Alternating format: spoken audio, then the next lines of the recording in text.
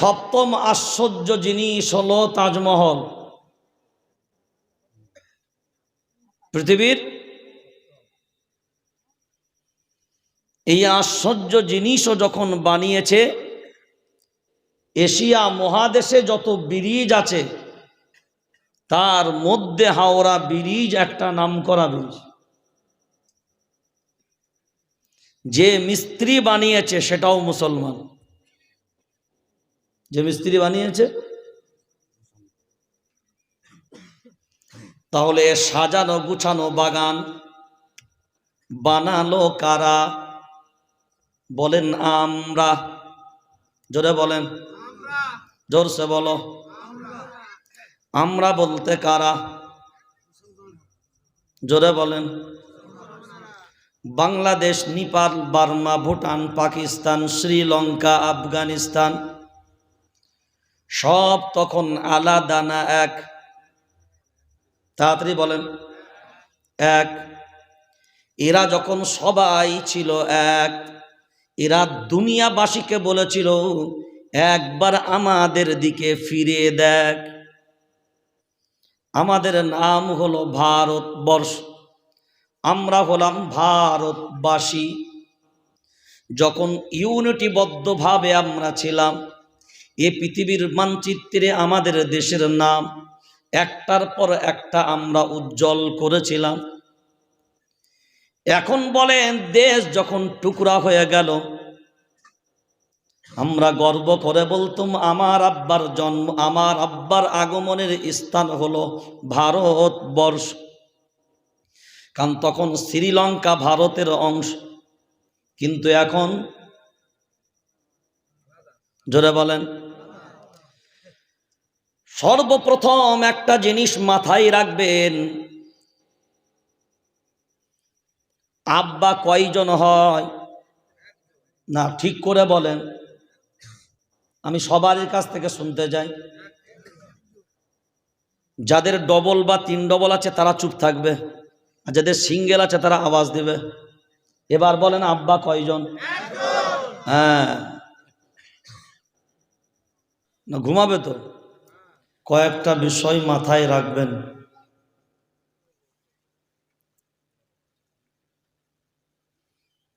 আমি যতবারই বড়ডিহায় এসছি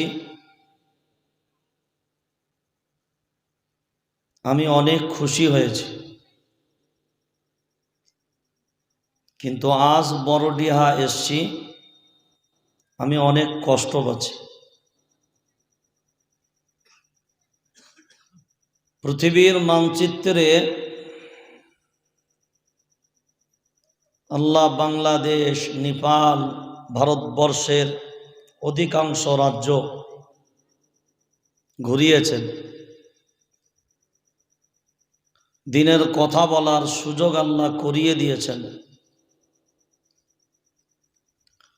কিন্তু বড়ডিহার প্রতি আমার ভিন্ন নজর প্রথম থেকেই ছিল,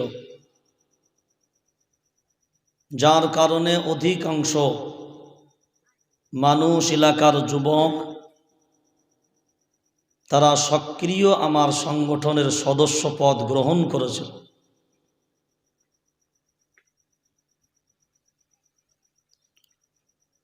পৃথিবীর মানচিত্রে একটা জিনিস খুব বিচক্ষণতার সাথে ভাবা দরকার।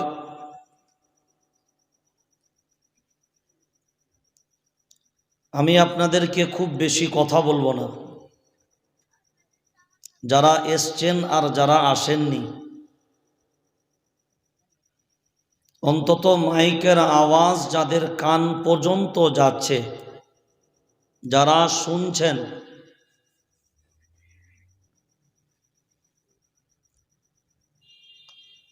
যদি ঈমান যার্রা পরিমাণ তাদের দিলের ভিতরে থাকে,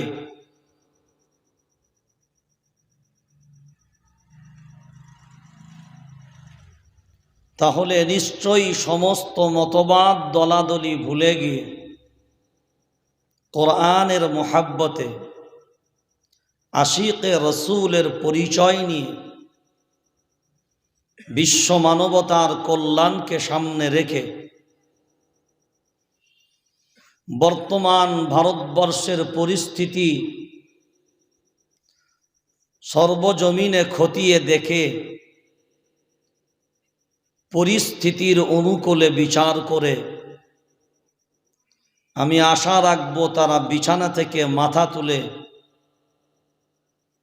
এই দায়িত্বভার যে আমাদের সকলের উপরে আছে এটা আজকে বড়ডিহাবাসী ও এলাকাবাসী প্রমাণ করবেন।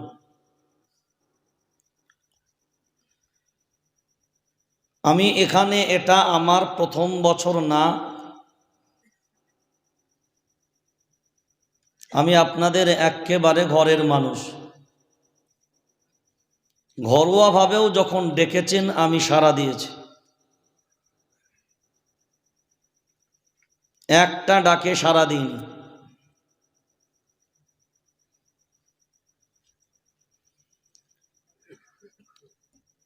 এখানে যতজন মানুষ বসে আছেন, যে দেশে আমরা বাস করি এই দেশটার নাম সবাই বলেন।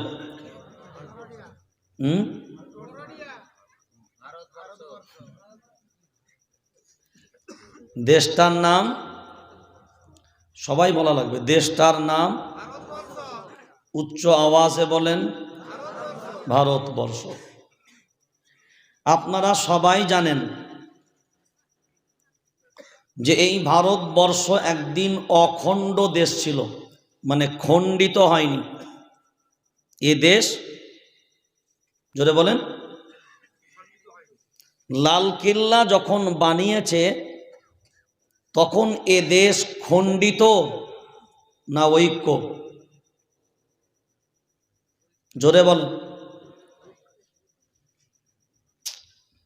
লালকেল্লা যখন বানিয়েছে ভারতবর্ষের গর্বের সম্পদ, তখন এ দেশ ভাগ হয়নি। গোলকোন্ডা কিলা যখন বানিয়েছে এ দেশ তখন ভাগ হয়নি। তাজমহল যখন বানিয়েছে এ দেশ তখন ভাগ হয়নি। কুতুব মিনার যখন বানিয়েছে এ দেশ তখন ভাগ হয়নি। হাওড়া ব্রিজ যখন বানিয়েছে এ দেশ তখন ভাগ হয়নি। দিওয়ানি আম, দিওয়ানি খাস এদেশের ম্যাপ ও মানচিত্র যখন বানিয়েছে তখন এ দেশ ভাগ হয়নি। যখন এ দেশ একতাবদ্ধভাবে ছিল তখন এ দেশ, এ দেশের মান, এ দেশের সম্মান একটার পর একটা সারা দুনিয়ার কাছে উঁচু করেছিল। কি বললাম? তাজমহল সারা পৃথিবীর যত আশ্চর্য জিনিস আছে তার মধ্যে কত নম্বর?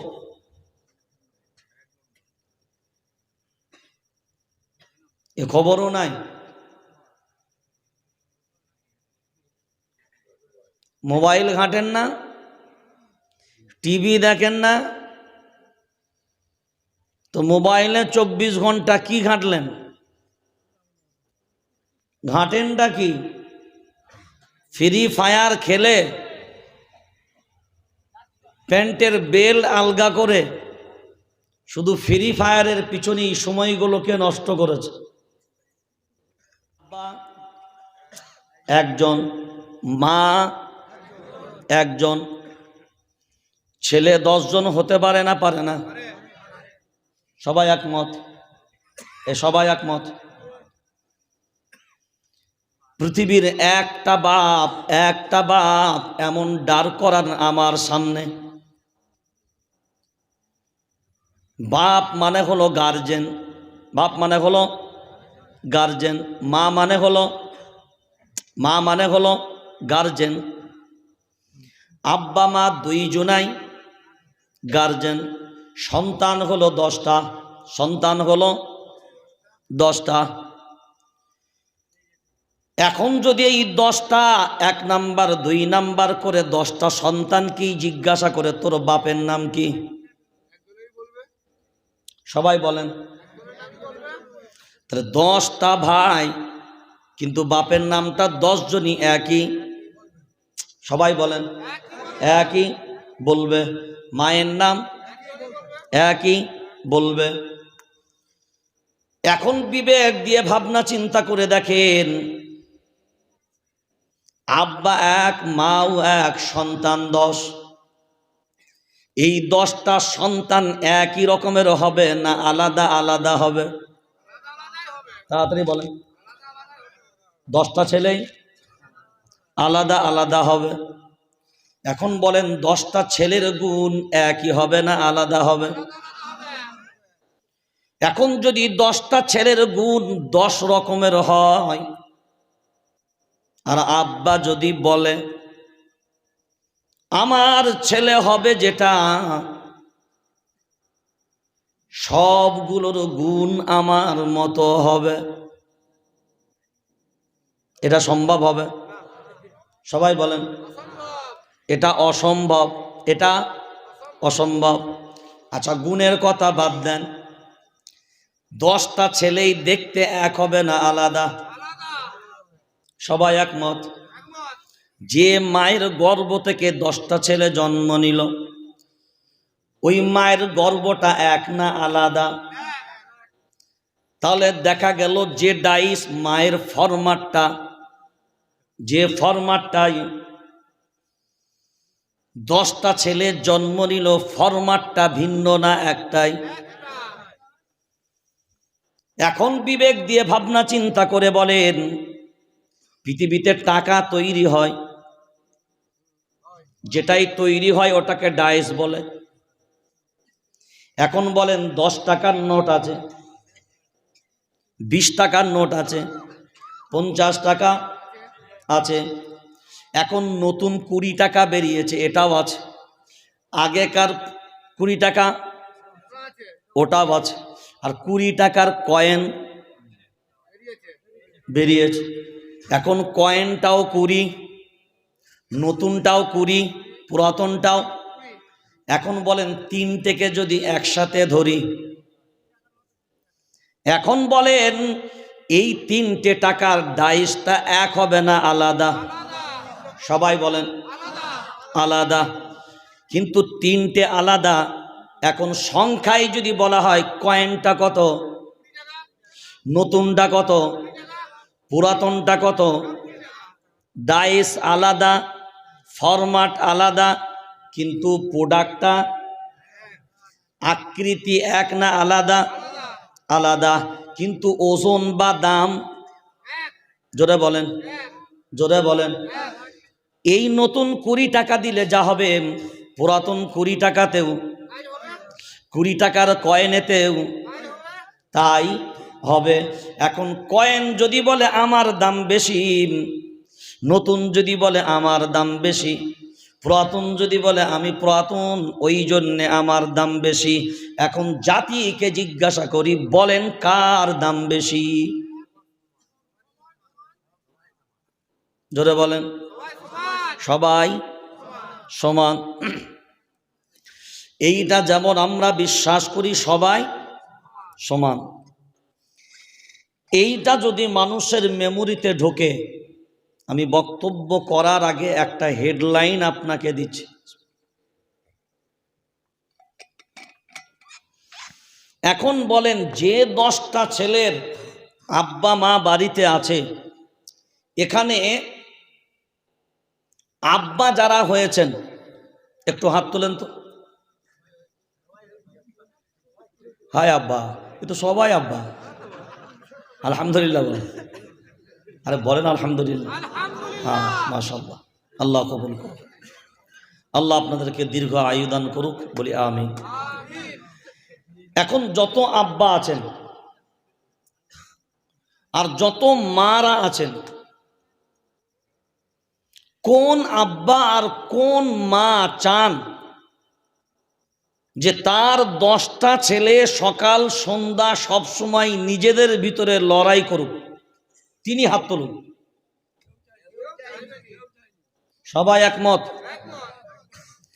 এখন বলেন, যে যদি দেখে আব্বা চাইছে না, আব্বা চাই না,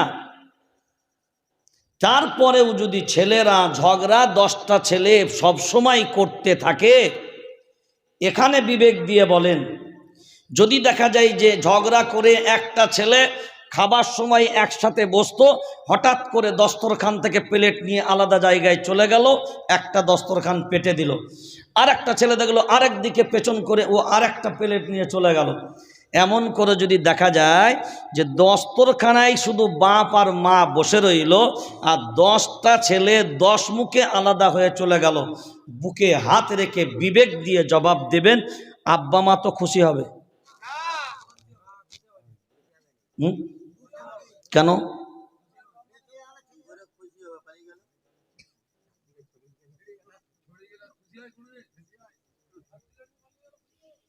এবার আপনি বিবেক দিয়ে ভাবনা চিন্তা করে, এটা নর্মাল একটা কমন সেন্স, এবার আমার দিকে তাকান, কোনো দিকে ধ্যান দেবেন না, কমন সেন্স, যে দুনিয়ার জীবনে 10টা সন্তানের পিতাও চায় না যে তার সন্তানগুলো বিচ্ছিন্নভাবে তার জীবন দশায় থাকুক। কারণ, এবার দিকে তাকান, কারণ হলো বাপ জানে যে আমি আস্তে আস্তে আমার ছেলেরা বড় হবে, আমার বয়স হবে, কিন্তু আমার মেন পাওয়ার আর শক্তি হলো আমার সন্তানেরা। কারা? জোরে বলেন। সন্তানেরা। এই শক্তি তখন মজবুত হবে যখন আমার পাশে আমার 10টা ছেলে একসাথে লাইন দিয়ে দাঁড়াবে। বুঝেননি? যখন এই 10টা ছেলে আমার পাশে লাইন দিয়ে দাঁড়িয়ে যাবে, তখন আমার বুকটা ভরে যাবে যে আমার ছেলেগুলো এক, এবং আমি বাপ, আমার পাশে দাঁড়িয়ে গেল আমার 10টাই ছেলে। খুশি হবে না বেজার? এক